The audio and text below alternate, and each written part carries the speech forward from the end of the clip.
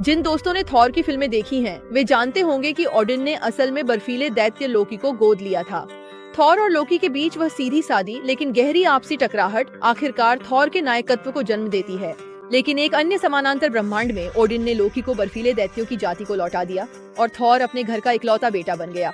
यहाँ एक बात स्पष्ट करनी जरूरी है कि पारंपरिक नॉर्स मिथक में लोकी ओडिन का बेटा नहीं था, बल्कि उसका सौगंधी भाई था।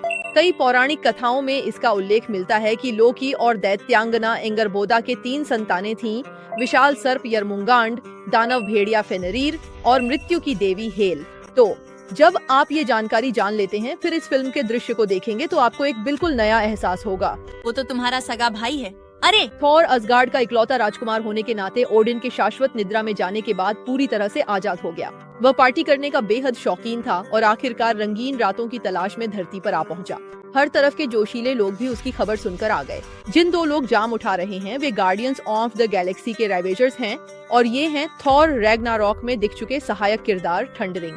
ये हरे भरे लोग छुपने में माहिर क्री हैं। ये हैं हॉवर्ड द डक, डीजे कर रहे हैं ग्रैंड मास्टर, और ये दोनों नेब्यूला और कोर्ग हैं। यहाँ तक कि लोकी भी आ गया है।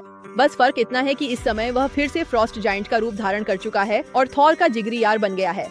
जेन फोस्टर एक खगोल भौतिक विज्ञानी है। उसने देखा कि जब एक और ग्रह नष्ट हुआ तो उससे उत्पन्न होने वाली तरंगें थॉर और उसके साथियों जैसी ही थीं। उसे चिंता हुई कि कहीं इन लोगों ने ही ग्रह को बर्बाद तो नहीं कर दिया, इसलिए वह थॉर से पूछताछ करने का सोचती है। लेकिन उसे यह अमीरजादा इतना भा जाता है कि वह खुद भी पार्टी करने वालों की टोली में शामिल हो जाती है। निक फ्यूरी इस तमाशे को रोकना चाहता था, लेकिन नशे में चूर कोर्ग ने उसे टक्कर मार दी और वह अस्पताल पहुंच गया। देखते ही देखते पार्टी करने वालों की टोली पूरी दुनिया में फैल गई और इसका असर भी बढ़ता गया। ऐसे में शील्ड को मजबूरन कैप्टन मार्वल को बुलाना पड़ा।